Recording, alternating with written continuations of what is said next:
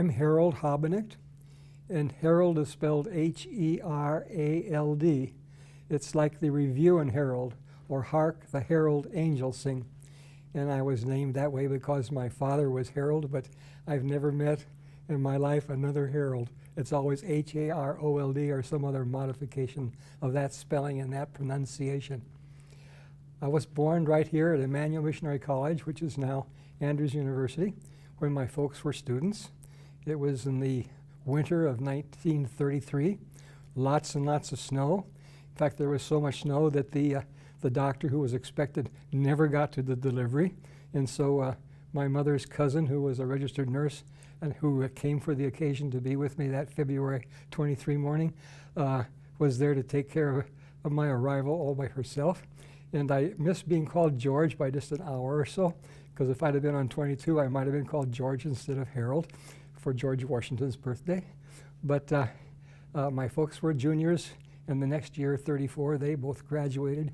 Dad with a major in business and minor in agriculture, and my mother with the 4-year teaching degree. She had already been a church school teacher down in Muncie, Indiana, but came back and finished her third and fourth years after they got married. Dad, this was the height of the Depression, and most people weren't getting jobs at all. Dad was very, very fortunate that he got a job in 34 to be farm manager at Cicero, Indiana, at Indiana Academy.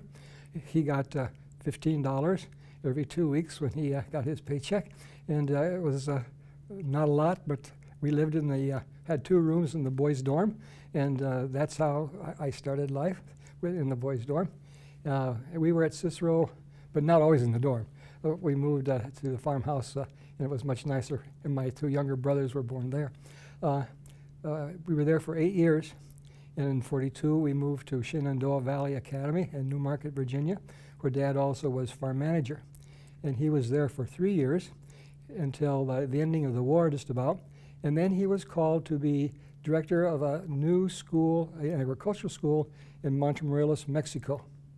At that time, the Mexican government did not allow any type of religious schools, but they did need an agriculture set up because this was the height of the foot and mouth disease epidemic, and the border was closed, and they had lots of needs for agricultural specialists, which Dad really was.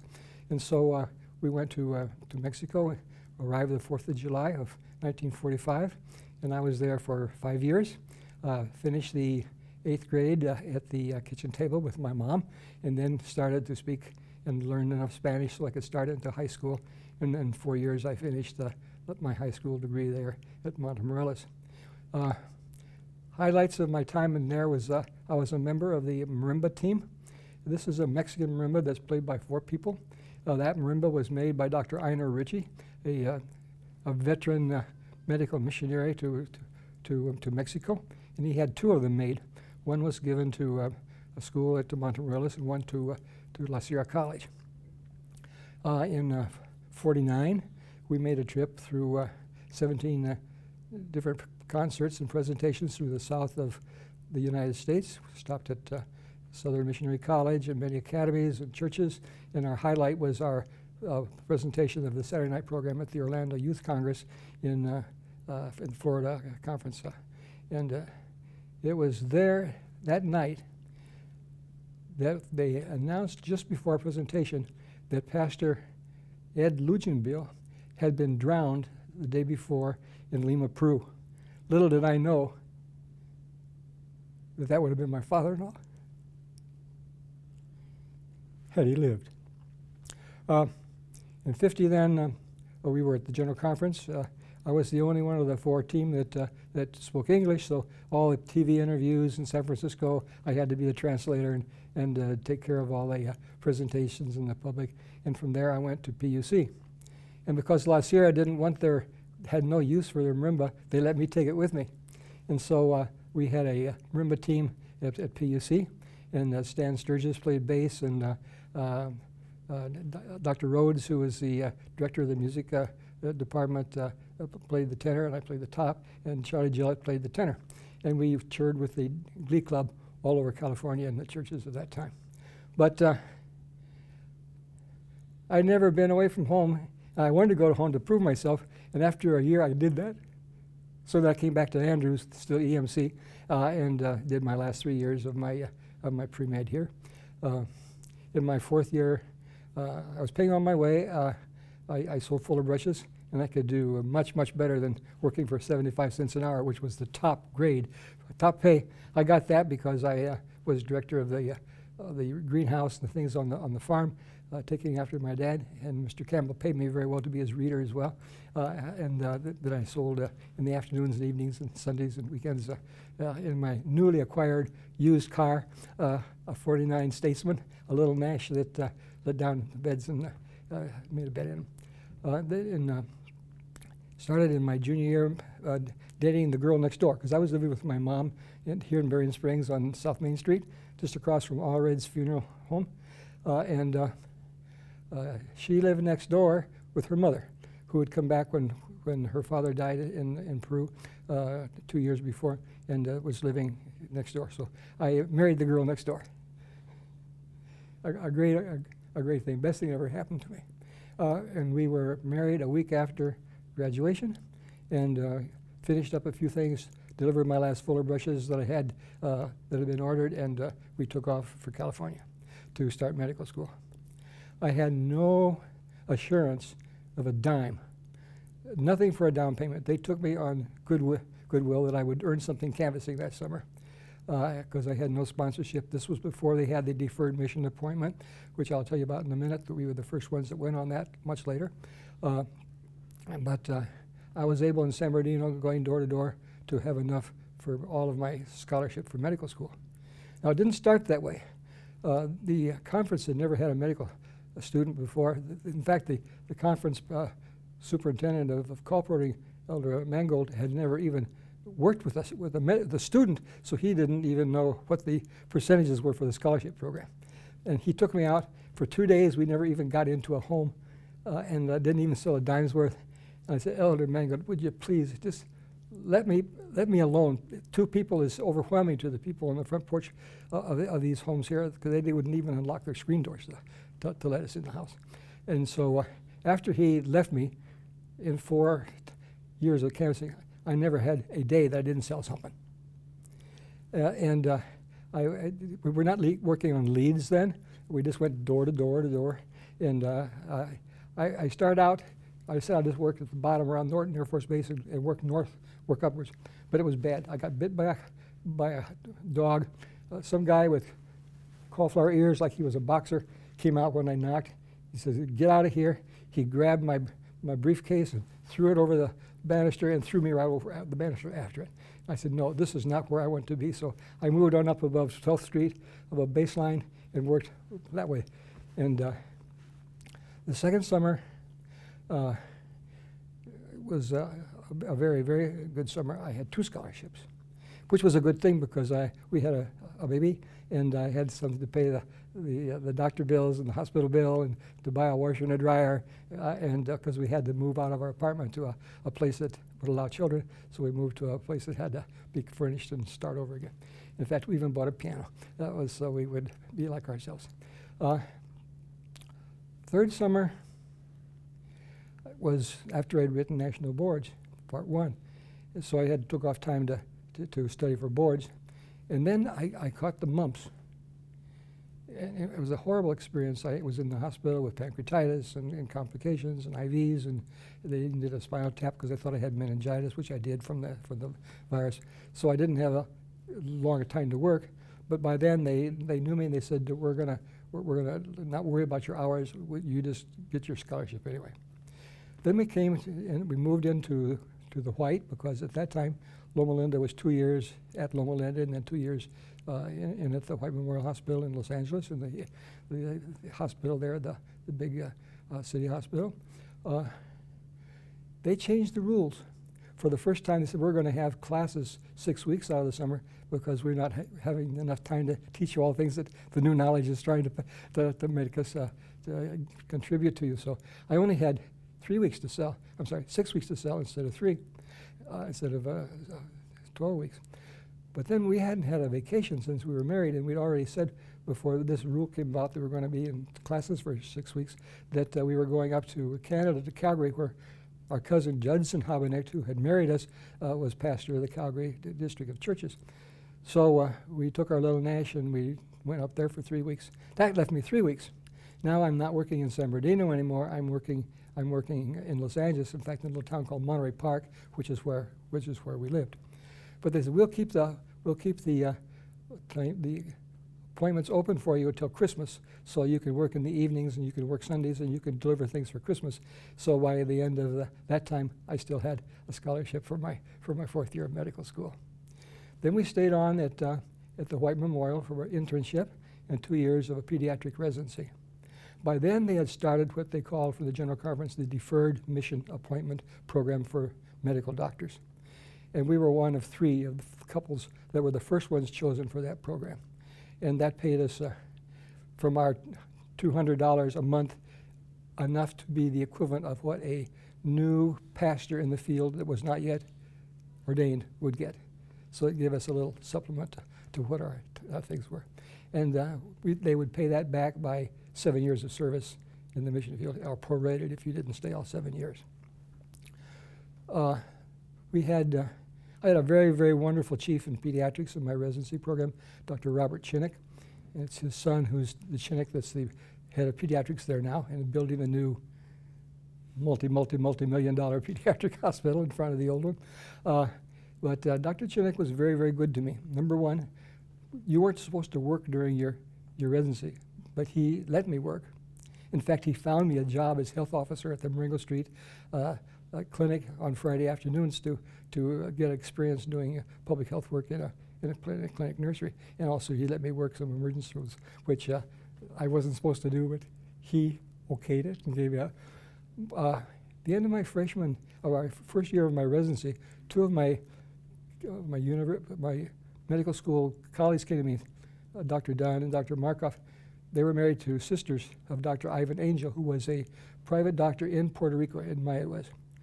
And they said, we had promised Dad that if he wanted to go for a month to Europe, we'd come down and cover his practice, but we can't get out of our residencies. One was in general surgery, one in ophthalmology. Anyway, you could go down and take care of our promise to Dad and cover for him. Well, Dr. Chinnick was very, very nice to me. He says, sure, go ahead. You may want to get acquainted with that hospital because we were under appointment to the Philippines to go to Manila to be pediatrician there, but they had just closed the Philippines to any foreign doctors. So we were without an assignment, though we were on deferred mission appointment. So we went to Puerto Rico and had a wonderful, wonderful time there, and they thought they needed me for a pediatrician, so we got a call then, and we went back after finishing our time there. But another time, a request came through. They needed a camp physician for the National Boy Scouts camp in Cimarron, New Mexico at Philmont. This is 127,000 acres in the Sangre de Cristo Range for the Explorers Boy Scouts, and they had 10,000 of them coming in that summer. A small number for them because the next year was Jamboree, which was also there in Colorado at the Air Force Academy. And so some folks would wait to do Jamboree the next year. So it was still 10,000, a lot of kids. So for 6 weeks, I got out of my residency and went and was camp physician for the folks there. Not a lot happened. Lots and lots of cuts feet, going barefooted fishing in the rivers, and one rattlesnake bite, and one death from a counselor who had a heart attack on the trail.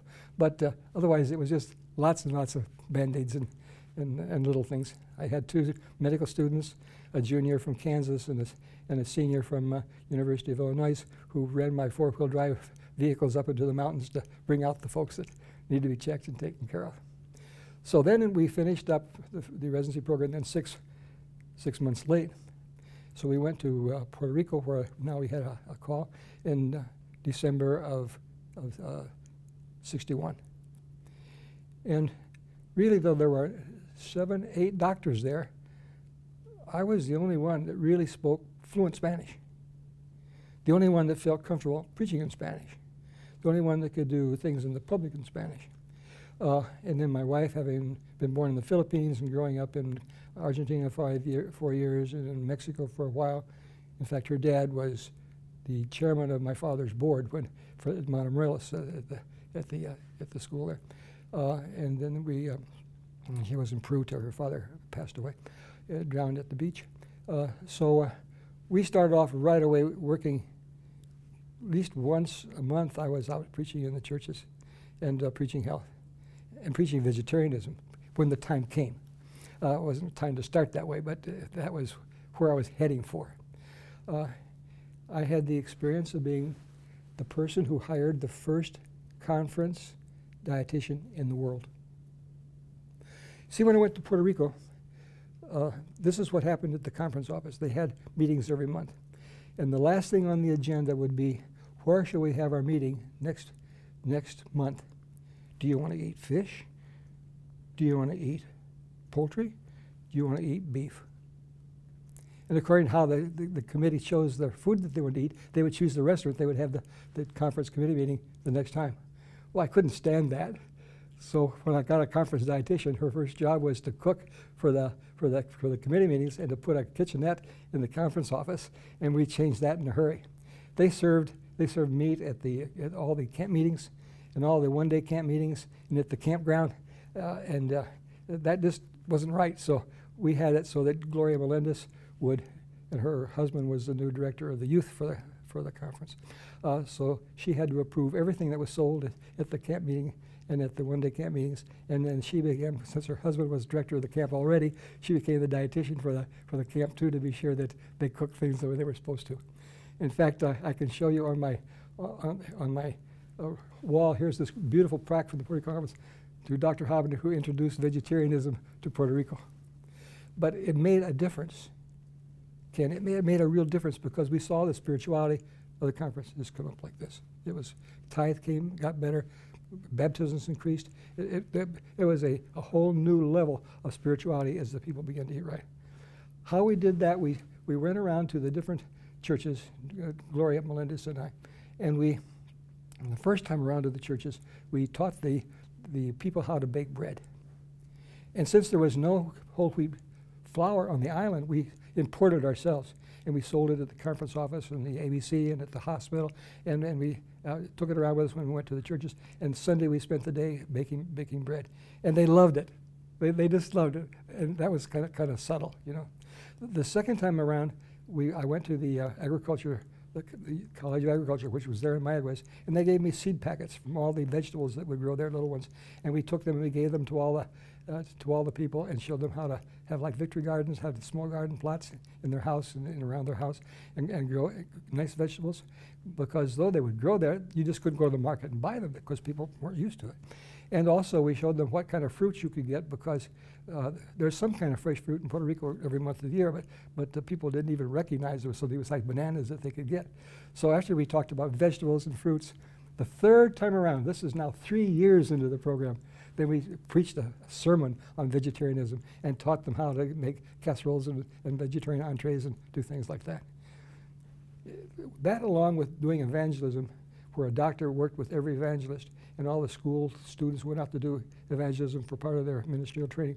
We always had a doctor or a nurse or someone give a health talk in each one of them. After 5 years, we had doubled the population of the Adventist church, and it split into 2 conferences. And we soon had more in just our west side than we had in the whole conference just 5 years before. And it made a real difference. Well, we'll come to the 5-day plan when we talk about that separate, but during this time then we also introduced the 5-day plan to stop smoking, and the chaplain of the hospital there, and I did over 50 of them during the next 5 years of that program. Anyway, in 68, the division and the union and the conference voted to ordain me to the ministry for the things that I was doing in addition to practicing medicine. And not because of that. I think it was supposed to be. But in the end of that year, here's Elder Robert Pearson from the General Conference called me on the telephone. He's at the Miami meetings. He said, we want you to come to the division to be Director of Health and Temperance for the Inter-American Division in Miami. And we'd like an answer today. That's how committee meetings work. Well, It was very, very soul-searching because we hadn't finished what we had been called to Puerto Rico to do, but it seemed like that they were trying to recognize that what we were doing there they would like to do on a larger, much larger scale. And so we went to Miami. Interesting that when we went up to buy a house, we were hijacked. The Pan American had to take us to Cuba because 4 guys with pistols were right there on the plane. It was before they had all the checking of everybody at the airport like they do so carefully now. And we knew something was wrong because as we looked down, my wife was sitting here on the window side, and she says, "This is not the way to go. Instead of going over water directly from San Juan to Mayaguez, here's land down here. So we're flying over land." And then not even 2 minutes later, the pilot comes on the radio and says, "We have some passengers that have asked to go to Puerto Rico, to Cuba, to Havana, and we're taking them." So we landed there, and after about 6 hours, they let us go. And when we landed in Miami, here's all the press there, and they interviewed me, and I was on television, and our kids were watching it back home. And they were so mad because they didn't get to go with us, didn't get to hijack because they'd stayed with their best friends while we went up to look for a place. But the division, though it was so challenging and so wonderful, was too much for teenage kids at home. Since they'd not had a health and temperance person for years and years and years, everybody from the GC wanted to have their turn coming down. So in that 1 year, I had Dr. Pinckney from the temperance department, Dr. Waddell from the health department, Dr. Harley Rice, the director of institutions, medical institutions for the world field, and everyone, you have to go with them, you have to entertain them, you have to make all the arrangements for them, you have to be their translator, you have to take care of all those things. And I had my agenda, the things that I wanted to do that I was anxious to do. And it came to a head. I was with Dr. Waddell in a hotel in Medellin towards the end of the year, and he was sick with the flu, and I had to go on to do the rest of the itinerary in Colombia by myself and leave him there for the folks to take care of. But a call came through from home, and it was my wife. And I could just tell I needed to be home, not running around the world. So right then I told Dr. Waddell, I'm not, General Conference, which is coming up in a few months, I'm not going to accept reassignment. He said, well, I need you to come to Washington with me. I'm getting old to retire, but I don't travel near as much as you do. You can do it there. I said, no, that's not what I'm looking for. As soon as they knew that I wasn't going back, Loma Linda called me. Dr. Harding from the health department and Dr. Chinnick from the pediatric department said, we've worked out a dual assignment for you. You're going to be half-time peds and half-time public health, and here's the tickets to come to Loma Linda. And Dr. Harding said, I'm going to leave my car at the airport, and you can put the keys and you can pick it up. Well, so that's what we did. But on our way, we decided to stop by Andrews because that's where family was, and they asked me to give the mission story at the PMC at the Pioneer Memorial Church that Sabbath. And afterwards, Dr. Robert Lang from the medical center at Andrews came up to me and said, have you ever thought of coming here? I need you. We've just gotten an okay to start teaching in the seminary. Ministry of Healing is going to become a core course, and we need your experience to make this happen. And, you know, I came home from the mission field because of my kids. And to take my kids to Loma Linda wasn't much better. I'd be home more, but the environment was worse, worse than Miami, if you want to say so. And Dr. Chinnick and Dr. Hardy never forgave me, but I sent them back the tickets and the money and told them they could pick up the car, and I never even went for the interview out there. And so we came in 70 to here to Andrews. Started practicing, got my Michigan license, and started to practice August the 1st. And I have been here ever since. Dr. Lang soon left for England for a postgraduate program in orthopedics, and I became the director, assistant director of the medical center of the student health program. And I was teaching the courses all by myself at the seminary. We soon added 3 more courses that were elective so they could get a Master's of Science in Public Health along with their MDiv degree. And That became a very, very, very successful program with 6 or 8 every year that chose to do the dual program, and they could go on to Loma Linda for just a short time, and then we get from there their master's in public health using the stuff they had here from Andrews as the first year of that. So that kind of brings us up to date. I didn't tell you, I told you about being born, but I didn't say that my grandfather, Dr. Robert Habenicht, was the first Adventist medical missionary to South America. He went in 1901, and had to take the medical school all over again because they didn't want a foreigner there in the first place. The local doctors were very, very jealous, but they let him teach all the way through the course. And his wife, who was a midwife and registered nurse, did the deliveries, and he would take her in the wagon, and if they needed a C-section, he would do that, but he was still doing it for her, you know. And also he became principal of the new school while he was waiting to start the hospital that he eventually built, which is now a full-fledged medical school with a medical course and a dental course and a theology course and public health course, and it's a very, very successful program. Then my father went to Morelos, like I said, and there now is a medical school also, and a dental school and a school of nursing, and so I have my grandfather started one medical school, my father started another medical school, and there's a third medical school in Lima, Peru that my father-in-law was responsible for, being the union president of the Inca Union. So we have that kind of a tradition of our ancestors have been places where medical schools have continued. In the spring of 1969, we were flying up to Miami to look for a house to buy for when we moved a little later in June to become Division Health and Temperance Secretary. And flying from from San Juan to Miami, my wife, Dr. Donna, who was sitting on my left at the window, looked down and she says, "Something's wrong. We're not flying over water like we would always fly to Miami. We're flying over land." And just after that, the captain came on the air and said, "Folks, we have 4 passengers who've asked us to take them to Cuba, and we're going to." And then at that point in time, they manifested their guns. All 4 of them carried pistols, and one was just not 10 feet from us in the galley there. You could see his hand shaking like this because he was nervous about the whole thing. One was back at the bathroom, one was up with the captains, and one was in the front galley.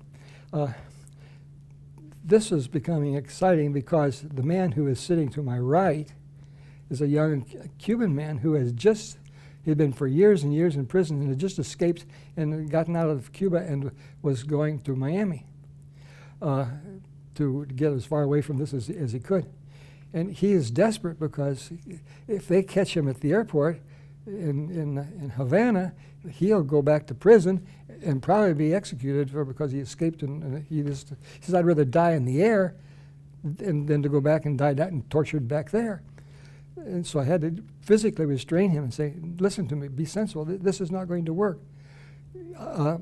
You don't have to show any kind of a passport to these people when they're inspected because we're flying between San Juan and Miami, and you don't need to have a passport. It's a U.S. possession. Here's an address that you can use where you live." And I gave them the division address where they could use for his address where he's going to stay. And I said, "Here are my dark glasses. Put them on so that they won't recognize you. Well, be not so like to recognize you. And I hear the words that you ask. If you say you're from them, they'll ask you the things that are different from Cuban words and Puerto Rican words, so that he could use them in his conversation, and they would know that he wasn't a Cuban." So he calmed down, and we landed. They came on and they took off the 4 pistols. The police did, and took them away. I hope to jail. But anyway, we never saw them again, and they took us then and they fed us a meal and interviewed us one by one. And 6 hours later, we got back on the plane and flew on to Miami. And it's nice to know that when he got on the plane, this gentleman was back on the plane with us. We didn't have to worry about him being taken back to prison. My children, who were still in Puerto Rico, were so unhappy with us because they saw me on TV from Miami and said, "Why couldn't we have been along? We wanted to have that experience too."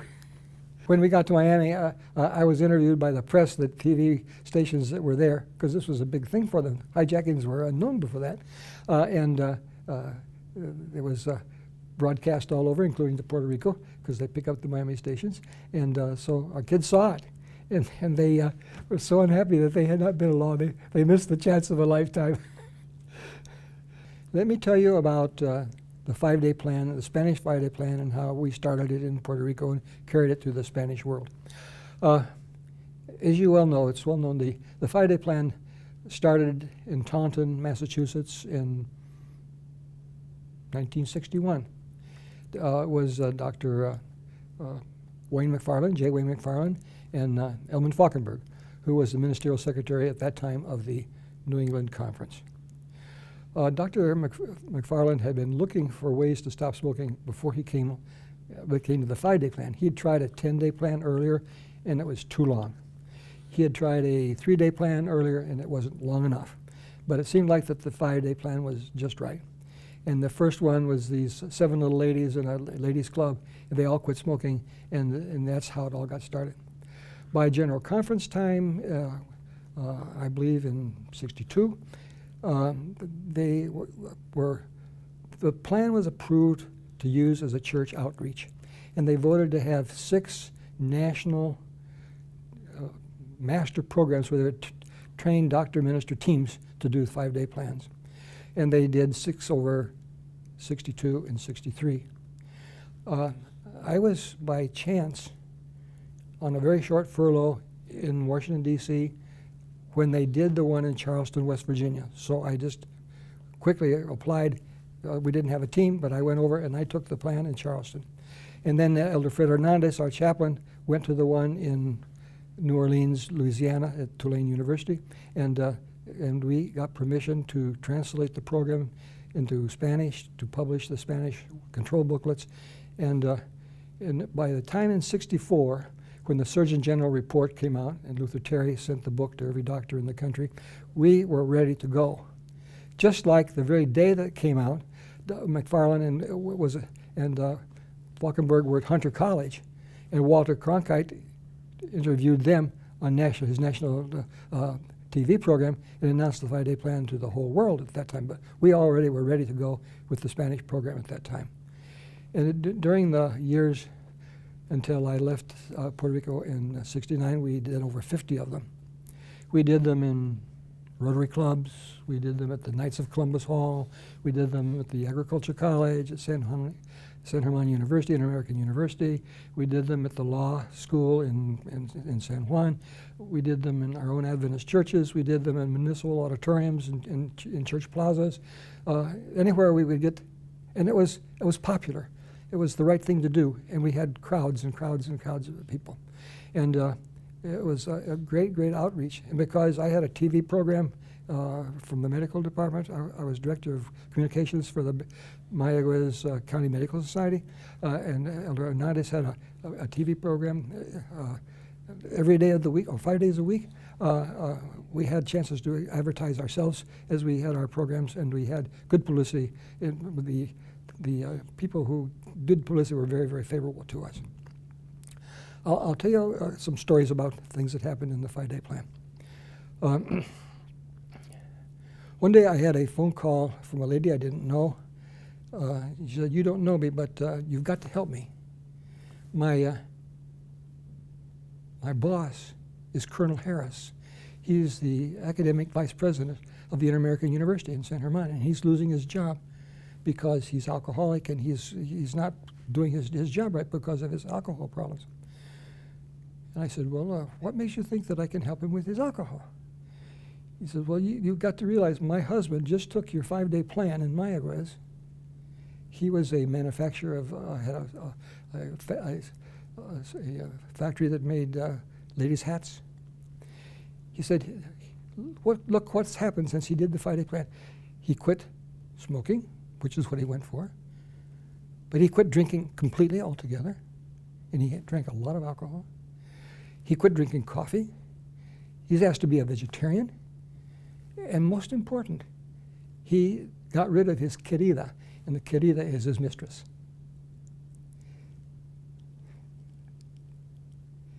If you can do that for my husband, you can surely help my boss." So I called our nuns and we said, let's try and see what we can do for Colonel Harris.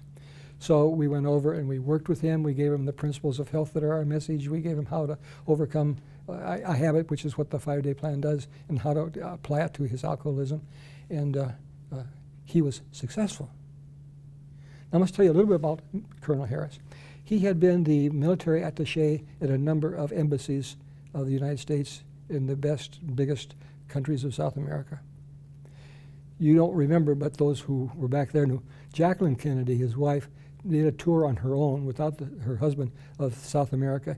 And when Mrs. Harris, Colonel Harris's wife, was her escort and translator. And when they were in Lima, they were stoned and threw tomatoes and rotten eggs. And it was Mrs. Harris that covered Jacqueline with her own body. The stuff that was thrown at them hit her instead of the president's wife. You know, these are well-known, well-placed people. So, last time I was in Puerto Rico to speak for a convention, which was just last year, I found out that at the San Germán in the American University now, there is Harris Auditorium. So we know that we were successful, and he did it well enough after he got over his alcohol to have a named building for him now. Another 5-day plan story that we held one at Ramey at the big Air Force base, and it was the Ramey Air Force Base that turned around the missile-carrying boats the ships that were coming to Cuba because they knew they could wow them out of existence from that base. And we had a very successful 5-day plan for the military personnel on the base. And just after that, the Rotary Club of Aguadilla, which is where the base is, asked me to come and give a program for them on smoking. And they were thinking about doing one themselves there because it had gone over so well at the base. Now, the Rotary Club in Aguadilla meets Friday nights. And normally I wouldn't go to a Friday night meeting. But I said, what would Jesus do? I'm in control. It's my meeting. I'm the speaker. I set the tone. There's no reason I can't go on a Friday night and talk because it's a topic that's a Sabbath talk. It's representing what God would do. And they said, we'll even work out a vegetarian menu for you because they knew I was vegetarian. Well, when I got there, the vegetarian meal was bacalao, and bacalao is codfish. Well, that's vegetarian for them because it isn't red meat, you know? Now, what am I going to do? You know? What am I going to do? Am I going to eat codfish and not offend them? I said, no, I'm not hungry. I don't have to eat anything. They will be glad to stay. Thank you. I don't eat meat either. That's part of my vegetarian program. So there was nothing about it. But somebody was watching me. By 9 o'clock, the meeting was over. I had a very, very successful presentation. They all loved it, asked lots of questions, made plans for a 5-day plan. But one person didn't leave. His name was Joaquin Bice, and he was a very, very influential person, owner of Print Air, which was the private carrier of airplane passengers in Puerto Rico. You know, one man to own an airline. He's okay. We talked, found out that his son, his firstborn son, was born at the White Memorial when he was a Navy pilot assigned to the Marine base at El Toro. So he knew Adventists from White Memorial. And he would have been the one to catch that I was eating bacalao. Well, 11 o'clock came, and the man who was to close up the building, because everyone's gone at the 2, I said, would you guys mind walking on the porch? Because I need really to get home and close up the building, lock it up. And he left the light on, and Joaquin asked me, State of the Dead, Sabbath, Second Coming. Our crew doctor, he wanted to know why we did it. I didn't bring him up. I just asked questions. I just answered questions he was asking.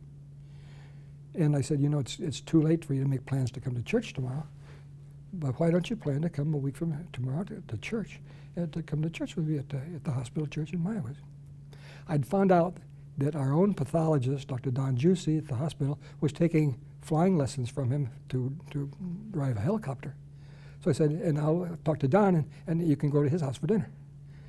Well, that happened. A week later, here he shows up, has a lovely time at church, and goes out with the Jutsis to the beach for a picnic dinner. And while he's jumping from rock to rock, jumping the waves, he has a massive heart attack. If the doctor hadn't been there, he'd have died right there. Anyway, gave him a chance while he's in the hospital recuperating, which he did very well, to read himself, and with the chaplains working with him, to work himself into the message. But that's just a neat 5-day plan, a story, and follow up. You know, here's one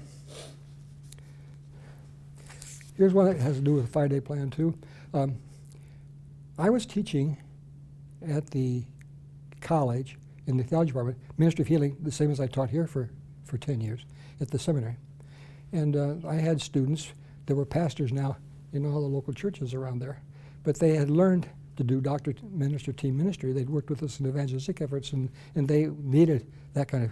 So Pastor Juan Anglada is in Guayama, and Guayama is a little over halfway around the island on the south side, just past Ponce, maybe an hour away. And he said, can you come over and have a 5-day plan? And to announce it and to get ready for it and to make publicity for it, I've arranged for you to come over on a Wednesday and have classes, meet with all the science classes in the high school and talk to the students about it. And then we'll have an evening meeting in the plaza, and you can show 1 on 20,000 and invite the people to the program. Well, after I talked to the students in one of the science classes, 4 of them came up to me afterwards and said, Dr. Habenicht, do you have any ideas on what we might do for a project for the state science fair? Yeah. I've been hearing rumors from my patients that they're diabetic, and if they eat or drink the fruit of this juice of this wild grapefruit, that their diabetes is better. I've never seen anything in print about it. I've never heard any drug companies trying to check it out. Why don't you see if it works? I said, there is a medication called Aloxin that destroys the pancreas. You never can give it because you give people diabetes for it, but I can get it for you. Through my contacts, I can get some, and we can make some rabbits diabetic, and you can feed some of your rabbits on the fruit juice, and some of them you don't, and you keep track of their blood sugars and see what happens. So I got the Aloxin, mailed it over to Anglada, and he took it to him. Meanwhile, he's the kind of guy, he's studying with these 4 guys already. They got their white rabbits, and they got their diabetic rabbits, and they did their studies, and they got very, very positive results. That the ones that they did it were helpful. And they're baptized. They win the whole Puerto Rico first prize from the governor for first prize for the science fair. And when they give them tickets to come to San Juan, but the meetings are on Sabbath. The meeting to get out the awards is on Sabbath. And they and Pastor Anglada figured that they would give better testimony by not showing up than by showing up and breaking the Sabbath. That wasn't that important. But they got so much more publicity for not going that they did the Lord's work a lot more good by not going than if they just gone and gotten their prize. Well, we went ahead and had a very successful 5-day plan in Guayama as well. We did the 5-day plan at the law school auditorium in San Juan. We were advertising it on the radio every day. Monday morning, this is now a week, Monday, but then we start the next Sunday. Monday morning, this guy who's a teacher, a lawyer who's a teacher at the law school, is on his way to work. Oh, this guy's a 5-pack smoker. I mean, he is so addicted. And he's driving down the freeway. It's quite a little drive into downtown. And no cigarettes.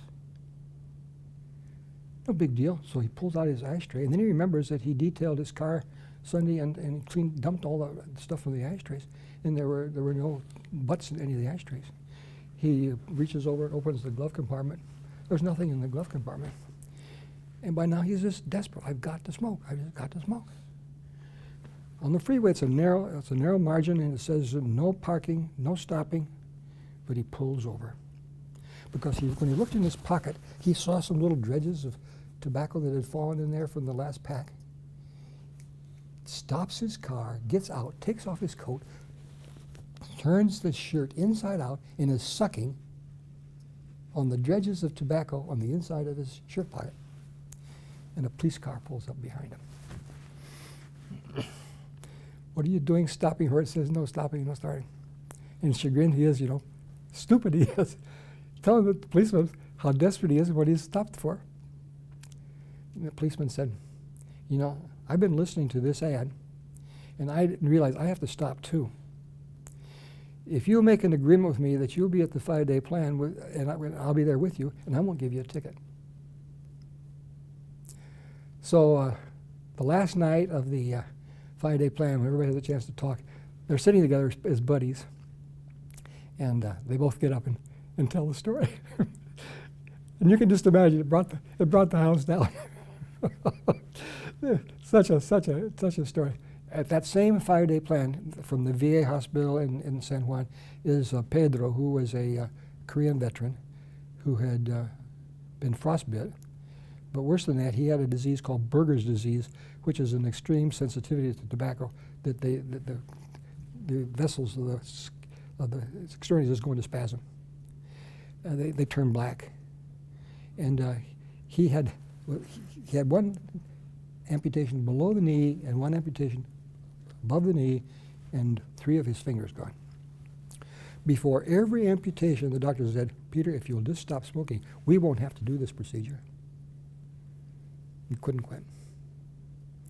But thanks to the Lord and to the support of all those people, encourage him every day, because we told his story the very first night.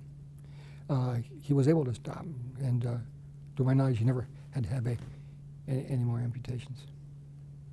When I went to Miami, I was full of 5-day plans. So one of the first things I did after I got to the division was to set up a program for a 5-day plan at Jackson Memorial Hospital, which is a large hospital in East Miami on the beach, Miami Beach. And my partner to help me with the minister part is not Elder Hernandez, who was our chaplain that we'd worked with so carefully through the years, but Dr. Herb Fletcher, who was the director of the education department for the division. And we had a very, very successful program at the Jackson Memorial Hospital with over 500 people stopping smoking. Well, we clicked it as a team, and they said, okay, let's do one in Nassau, which is in the Bahamas. But we said, let's do something else. I haven't told you at all about all the doctor-minister team evangelism that we did in Puerto Rico, how we had 3,000 people in the last 3 years we were there at the hospital that came from our efforts working with doctors and ministers together to baptize. Said, let's do after we finished the 5-day plan, let's do a public effort. And we had gotten the auditorium of the big Catholic high school there, so we held a very, very successful 5-day plan, and we invited all the people that were successful to come back to the public evangelism, plus we were advertising it everywhere. We ourselves said, let's split the beast. Now what's the beast? 666. So we had a goal of 333 baptisms. And working together with the same coordination that we'd done so successfully in the 5-day plan, then we got our 333 baptisms from that. While I was at the division, I received an invitation to go to Medellin, Colombia, and do a 5-day plan in the University of Antioquia in the medical school auditorium for the medical students. And it was a very, very successful program. It was a very, very successful program. And we had about 500 people at that program, and all of them medical personnel, and they quit. It was very, very successful. They liked it so much that after I left the division and came here to Andrews, they called me and said, would you come a second time? The doctors had their private practices while teaching in the medical school, and they said, we'll sell tickets in our offices, and all the pharmacies in Medellin said, we'll sell tickets, which was $20, 20 soles each, and we'll pay your way down. This was not done by the church. This was done by these medical people, non-Adventists, Catholic people. But I contacted Harold Burden, Harold, Burden, who was director of the theology department there, and said, I'm going to be in Medellin. Would you like me to talk and give a course for your theology students? He had 80 students in the theology department. And so he gave me that whole week, and I had the students, every class that they were taking, I gave that week. And every night, the 80 guys came over, and we were holding this now in the Civic Auditorium of Medellin, which is the largest place you could do that. Beautiful drapes all aside, box all around the edges, and it was just a gorgeous, gorgeous building. 800 people it sat, and we had 80 guys, so we had one student for every 10 people. And they had to contact them every day by one way or another and see how they were doing and talk to them for their group therapy in their rows that evening. Well, we got to the first night, and the 4 guys who had been the principal ones that got me invited, heads of department, sitting over here in the left front box, these gorgeous curtains around them. What are they doing? Something, no smoking signs everywhere. Smoking there. Oh, just smoking like a storm. And my natural thing, me, would go into what fools they are. But I didn't. God gave me grace, and I went over and talked to them and joked about, this is your last cigarette. And they put them out, and the 5th night, after we'd finished everything, but before we turned them loose, those 4 guys came up on the platform. And they took my mic and they talked to the audience, how much they liked it. That they probably got much more than they paid for their tickets worth of help. They'd say that in cigarettes in the first week, you know. And they said, you've all paid to be here, but you got more than you paid for. We're going to take Dr. Habenicht, and I had a big, big projector that I carried that would show my slides, which I had then, not PowerPoint like now, and go in that whole auditorium. And they were in big leather cases that I carried them in. We're going to take Dr. Habenicht's cases, and we're going to stand at the back door. And we want you folks to give us a liberal offering till we fill these up. And we're giving them to the students that are here to take over to the Adventist College to buy all the films that he used and to buy a projector like he used and brought with him so that they can keep on doing this after Dr. Habenicht's gone. So then they filled up those, and we even had Catholic priests who were smokers, who were volunteering their cars and their times to haul Adventist students around to do 5-day plans. it was just so thrilling to see it happen. If I would have been a stupid fool, an unchristian person, to go over and yelled at those guys for smoking in an auditorium where it said no smoking, I would have missed that whole opportunity to leave that witness.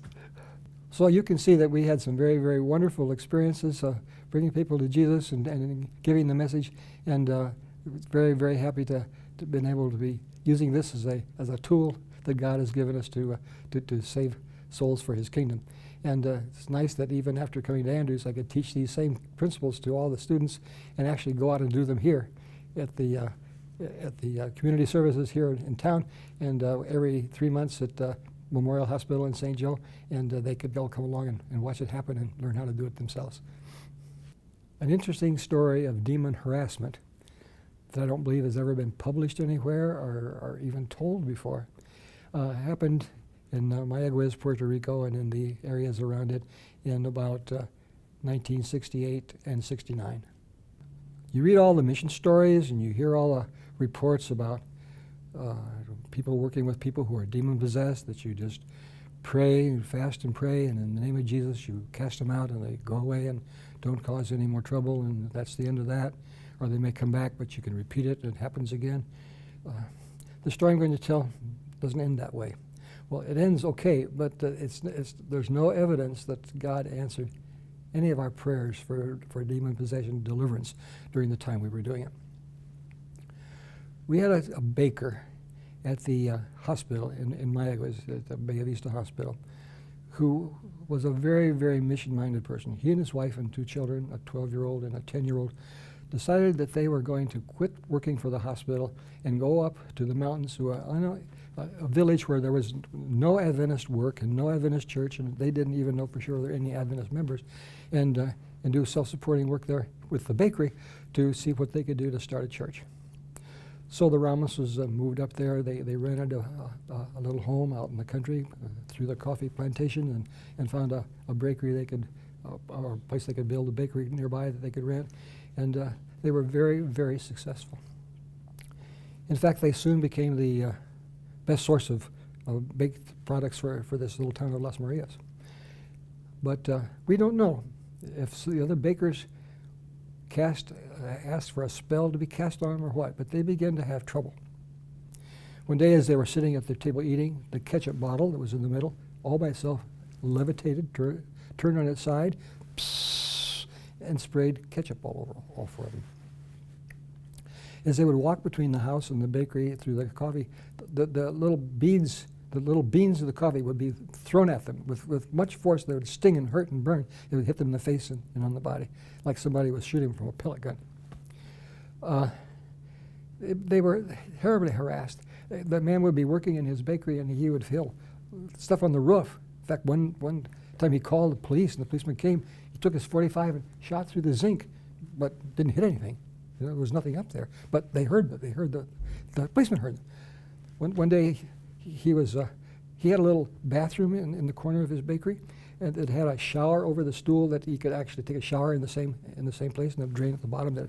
So if it was dirty before he went home, he could clean up the flour and stuff. And he was sitting on the can, and somebody just grabbed the pipe for the shower and bent it over and physically hit him on the head, opened a wound where it hit him on his scalp.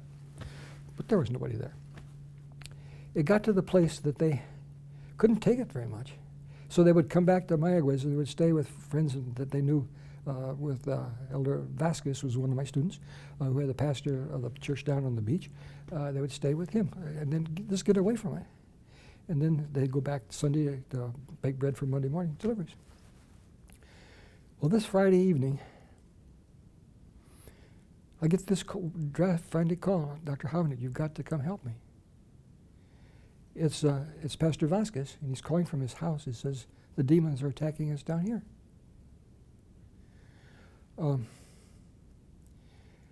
I'd just been ordained. In fact, Dr. Fisher, our ophthalmologist, was an ordained minister. I said, Ken, let's go down to the beach and see what we can do to help. We went down there. They told us, and we saw the results, that just before Sabbath, they were finishing up their ironing of their Sabbath clothes, and the iron was still sitting on the ironing board. All of a sudden, it levitated, went out through a window, open, so it didn't break any glass, went around and came in through another window, and instead of going back to the ironing board, hit the tile wall and broke the tile and fell on the floor. Then they were all the clothes that were in the bedroom, with their hangers, came out through the transom at the top of the bedroom door, and came out all over the living room. And then they started having their evening worship, and as they sang, they were beating to the time of what they were singing on the roof. Well, we got there in this mess, and prayed, called for some backup and some help from some local people. They never quit. Never quit. Guess Dr. Fisher and I went home about midnight. This is Sabbath. Sabbath, it was quiet. The little 12-year-old had gotten acquainted, because he lived there before, with one of my dear friends who lived at the bottom of the hill from the hospital, and he went down to stay at his house that night. He was 12 also. We had an effort at their house, and were stoned out, so we moved down to the beach and had a very successful thing of showing pictures in the street, and didn't go anymore to have meetings at their house. But the boys laid down in a big double bed that they had, opened their Bible to Psalms 91 in the middle of them, and went to sleep. About midnight, the lights came on, then the bulbs all exploded and they went out again. But underneath the mosquito netting, a hand came with pine oil disinfectant, poured it all over the boys' heads and into their eyes and all over the Bible with Psalms 91. And they were calling me because he had corneal burns from the Pine disinfectant. That's Junior, Eugenio Vega, the little boy that was who lived at that house. Not the one who came from the mountains, that was his friend. So once again I called Dr. Fisher because he's the ophthalmologist. We took him to the clinic there in town, washed out his eyes and bandaged them and did our best to treat the corneal burns. But I said, this is enough. So I called the union president, Jose Figueroa, who then became the secretary for the Inter-American Division. I called him Figueroa and said, this has gone far enough. We can't just keep letting this happen. So he got on the phone and called 20 of the pastors, ordained pastors. He says, we'll meet you at the hospital and with the family at 7 this evening up in the 3rd floor in the auditorium where we had staff meetings and so forth. And they talked to the boys, talked to the parents. Are you doing Ouija boards? Are you doing anything? Is there anything that would give us a clue, to why the devils were doing this type of thing? They didn't find anything. And then I said, look, folks, it's dangerous to have a meeting here. If they attack here, the patients are all going to know. It's going to get in the newspapers. We need to be up in the mountains where the trouble is, not down here at the hospital. And they agreed. So we took the family in their cars, and we took the pastors in cars, and we went up to the bakery. Now it's midnight. The boys went on home to sleep because they were tired. They'd missed 2 nights sleep now. So they went to the house. In the bakery, the union president took over. We prayed. We presented to the Lord all these things that were happening. While he's praying, a hand goes into his pocket, grabs all of his coins, throws them across the room, and they bounce on the wall, and they come back all by themselves and back into his pocket again. I saw it happen. Everybody saw it happen. Somebody opened up the bakery, and it hadn't been started yet because we'd been so busy with this. He hadn't started the stuff for Monday morning. This is Sunday night now. And a hairy hand comes around, but no body with it. We did not do anything to get rid of those phenomena. We left the bakery, went down to the house. I went in the house where the boys were in the bedroom, and the rest of the pastors all were around the house, singing, praying. Right there. Pictures fell off the wall. Or if they didn't, they turned sideways. Noise on the roof. Singing, the noise on the roof was in cadence with the music. Nothing happened. Nothing happened. Didn't stop it. There's 3 nights in a row that we've all been defeated by these. We all left, went back to our work. They stayed there that week. The next weekend, they say they're coming back down to the hospital again to stay at Vasquez's, where they had the stuff the week before, because they just wouldn't want to stay out there by themselves. This is Friday afternoon, late. It's near dusk, but still light. The people said, we're going to send an escort to come down with you. So there was a car in front of them and a car behind them, and they're a middle car.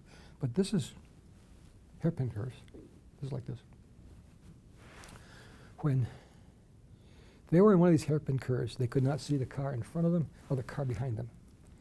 Out of nowhere comes this old jalopy car, an old jalopy truck, pushes them off the road, hit a tree, and Mr. Ramos breaks his neck.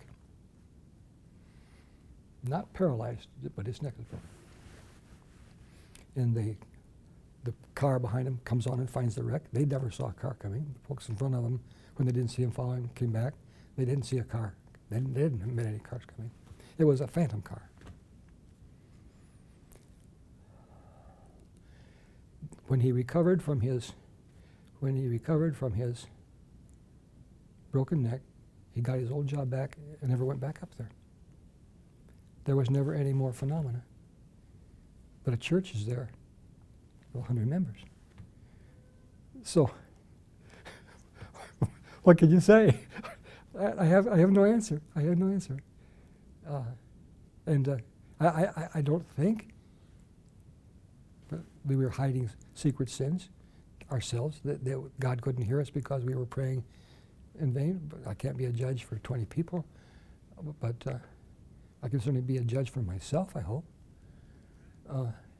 Is this one of those things that I don't know until the Lord comes, we understand? But out of all the bad, something good came, but what a way for it to happen.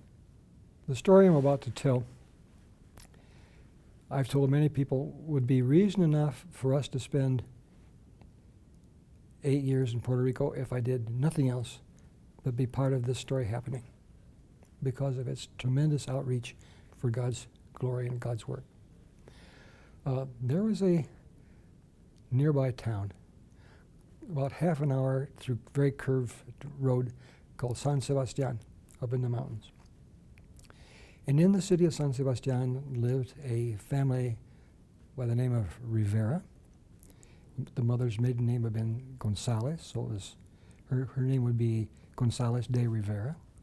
His name was Ramon. They had 3 children, Ramon Jr.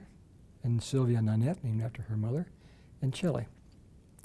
The father was a very well-placed person. He was president of the electric light country for Puerto Rico, and also had a Volkswagen dealership.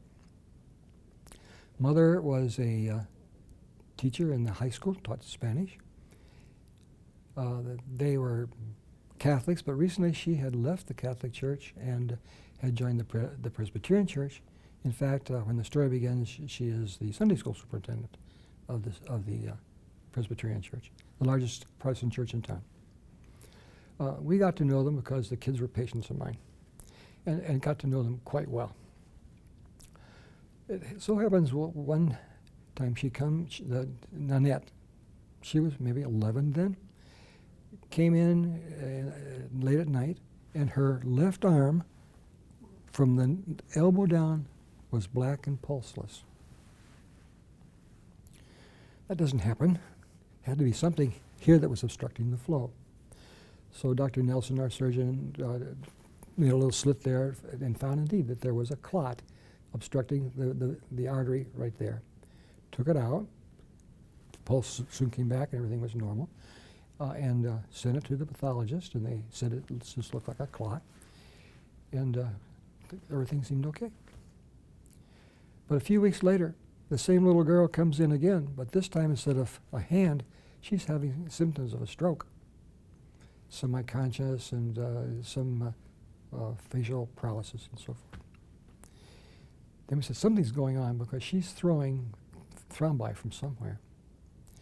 So we asked the folks in pathology to pull out the paraffin block that they'd made of that clot and look some more.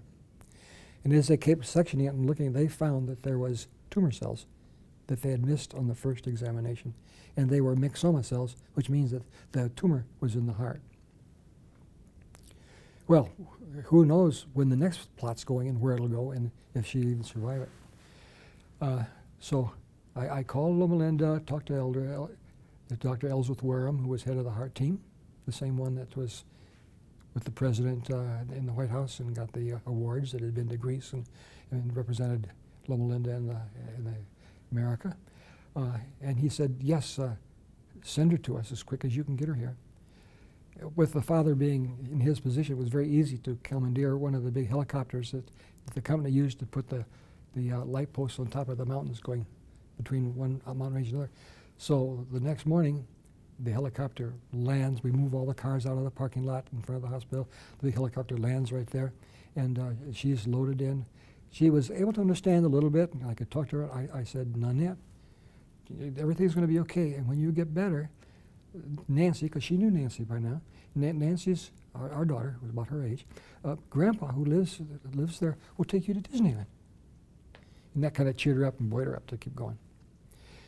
Well, the helicopter ran into problems and had to make an emergency landing in Aguadilla, which is halfway to San Juan, and got another private plane to take her because it wouldn't take off again. Meanwhile, the Delta jet that she was scheduled to be on was ready to take off, and they weren't there yet. But the word had gone ahead, and there were 17 guys that were in the Army that were going back after leave to go back to duty again back in the States. And when they heard that this little girl was coming in her, she says, we're not going to let you go without her. They all marched off the plane. They said, we're not going to get on until she gets here. And they held the plane literally until she pulled up beside her and they loaded her in. And they had an ambulance and ice to pack her in as soon as they got there at the airport in Los Angeles. And she went right there, and as soon as she was ready, she went into surgery, open heart surgery. And they found a myxoma in her left ventricle the size of a golf ball. And Dr. Wareham said this is the first time this has ever been found prior to autopsy. We know anywhere on earth. The people, the Adventist chaplains at Loma Linda were so good to these people. They took care of them, they fed them Puerto Rican food, they had a place to stay, they just were with them every day. They just loved them and loved them. And as we had the habit of doing, when anything miraculous or very special happened, we would have a gratitude meeting on a Wednesday night prayer meeting at the hospital chapel.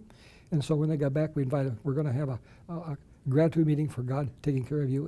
And they came to the chapel Wednesday night, and there was a lovely, lovely service. And the folks that had helped her at the hospital there were there, and the supervisor and nurses helped to convince her to go to Loma Linda, not because the local surgeon, cardiac surgeon, wanted to send her to DeBakey, who had been his trainer in Texas. And they had to decide, shall we go to DeBakey or shall we go to Loma Linda and Dr. Wareham? And it was the nurse that was on duty that night that convinced them that Dr. DeBakey was okay, but they would have prayer and everything at Loma Linda. They wouldn't have it at Texas. So while we were there, I asked them, wouldn't you like to study? And Sylvia, the mother, said, yes, we'd love to. So right away I started going every Wednesday night to go up to the mountains, about half hour, my little Volkswagen, around all the curves. After about the second week, Ramon, the father, this is not for me, you know. So he managed to have all these meetings on Tuesday night, and was never there. And we went on without him. He got more and more. He never liked pork, but he started bringing home pork for his wife to cook. And he was a smoker, and he was smoking even more. He said, I'm going to join the Presbyterian Church, and I'm going to have the kids come with me, because he didn't want them to go in with his wife to the Adventist Church, all of which he did. And life became very miserable for them. But he did come down. Sylvia and the daughter and the mother were baptized when they were ready in our pool at the hospital, in our pool there beside the hospital. And it was a very beautiful service. And the chaplain, Hernandez, that was the 5-day plan with me, baptized them. And things went on. We come to the time I'm going to be ordained up in the mountains at the youth camp. And we invited them to come up to the ordination with us because we were doing things together. And they came. And after the ordination service, as they do in Latin countries, they line up and they give you these great big Latin abrazos where they squeeze you half to death, you know. Well, Ramon was much, much more sturdy than me, but not as tall. But when his turn came, Kevin, he grabs me this way, low enough that he can lift me off my feet, turns half a turn so I'm out of the line, and whispers, I want to be your first baptism. But his wife heard it because she was his next door. I thought we'd have to catch her. She had no inkling, no change in his disposition, no change in his ways, nothing. But then I got to start studying all over again. And by now, I know I'm going to be going to the division, so I don't have a long time to get it done before I leave. So up every Wednesday night, once again, to study with him, and the older son that hadn't been baptized the first time. And he says, I don't want to be baptized down at Bay Vista in your pool. I want to be baptized right here in the Adventist hospital, the Adventist Church in San Sebastian, because this is where everybody knows me, and this is where I can be the best example to the people and be the most influence for them. So in due time, before I left, they were ready for me, and I drove up to the mountains to baptize them. This couple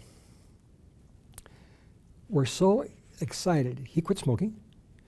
He became a soul winner, just like he had been an aggressive union leader. And she knew all these folks from the Presbyterian Church. All the kids she had taught for years and years at the high school. They were so on fire that they didn't even go together. They took one car this way, one car this way, and they were studying 3 or 4 nights a week with somebody. Before he died of lung cancer, which he got after I'd left, they had baptized over 300 people. Just this two couple alone, you know. And Nanette went on to college. She came to Andrews for a while, but didn't like it here. Went back to Antonian College, finished theology, married a theology graduate, and preached herself just like he did. They don't ordain women; they still don't. But she became a wonderful, wonderful preacher, and she and her husband he's the president of the West Puerto Rico Conference, and maybe as now, because since General Conference they had elections, I suspect by now he's the union president, because looked like he was on line to become the union president. And she's still principal of the high school, the Adventist high school in Mayaguez. And her brother that was baptized with her dad became a medical doctor, took internal medicine, became chief of staff at the hospital there, and in his office was a great, great soul winner in his own right. Taught the best Sabbath school class in the church, and went on to be just a wonderful, wonderful worker. And he is the one I told you when we talked that drowned in a triathlon in Edmonton a few months ago. He had climbed every highest peak in every mountain, of every mountain peak in every continent except Antarctica. That means McKinley, Denali, Aconcagua, Nepal's Everest, and Aconcagua in South America, all of them. Yeah, but they still keep showing what God can do with just one couple that comes dedicated to the Lord.